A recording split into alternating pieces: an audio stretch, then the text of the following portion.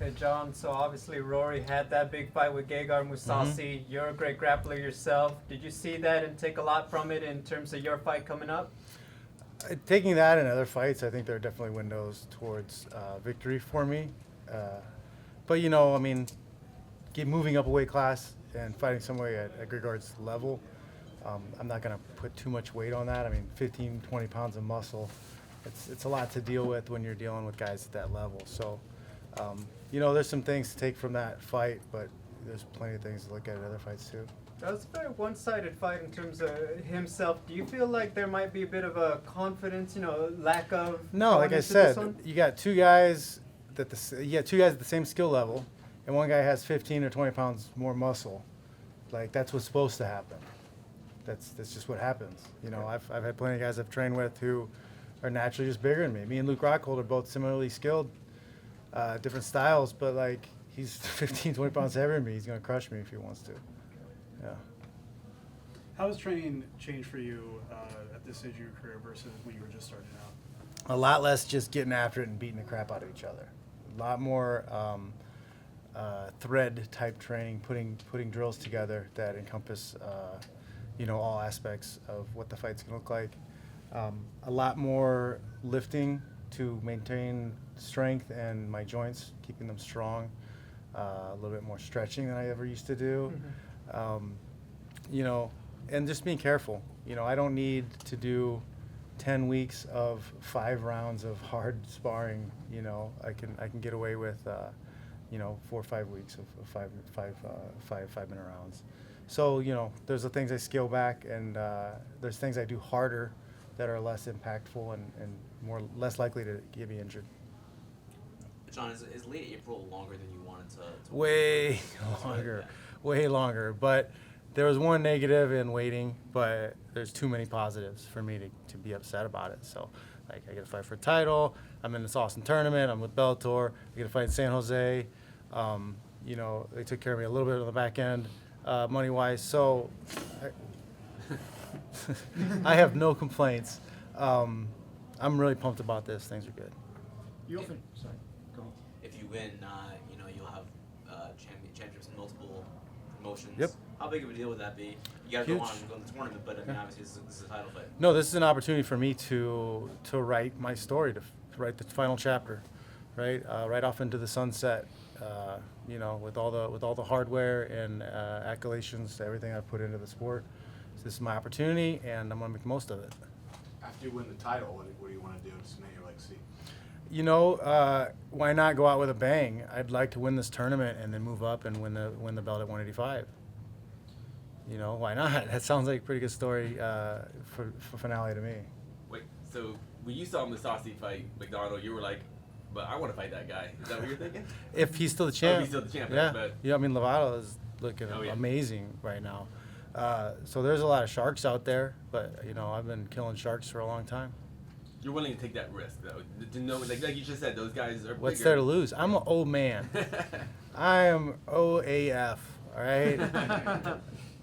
There ain't no reason for nobody not to beat me, you know, honestly. So, like, go for it, you know, go big, go home. Like, this is it. I'm on the way out, you know. I'm about 40 years old. I'm almost 41. I'll be 41 when I win my next title. So, you know, the clock's ticking, but I'm still here, and you're going to have to put up a hell of a fight to come through me. Fighters often talk about getting into these tournaments as like they enjoy the throwback sense of it. Do you feel like that?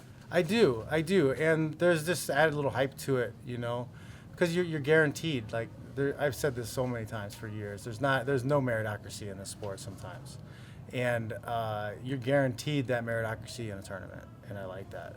It's good, especially when you have killers like we have at Bellator in the welterweight weight class. Rory aside, what other names in the tournament would you like to meet? Man, Lima's a stud. He's a stud. He's good. MVP just because he's a puzzle that I'd like to solve. I've already fought Daly. I've trained with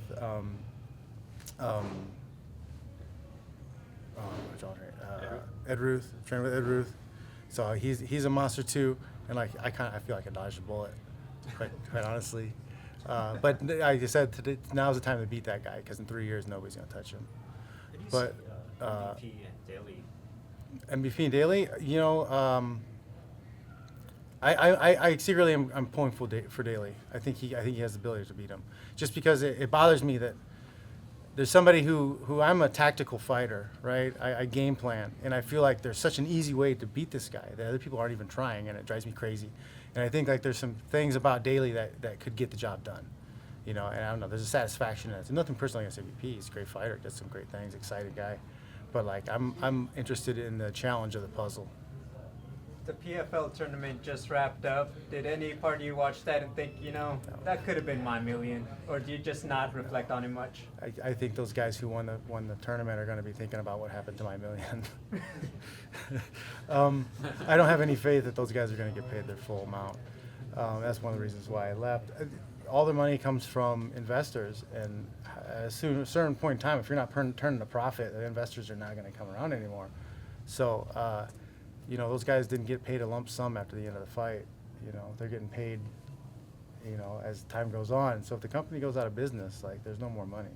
Last question, guys. Is there anything that you've heard that would make you say that?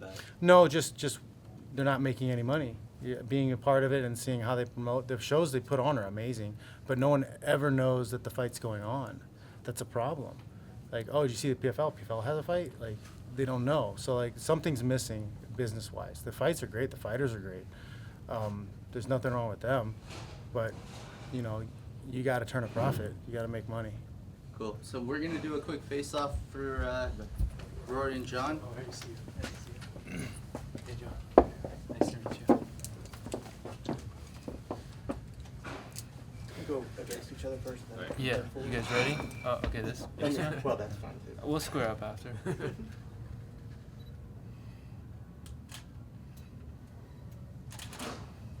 that's cool. Face each other.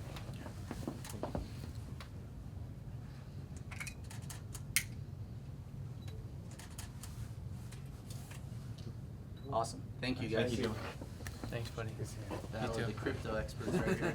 I know. First question. Yeah. Alright. We Go, got Rory. Actually.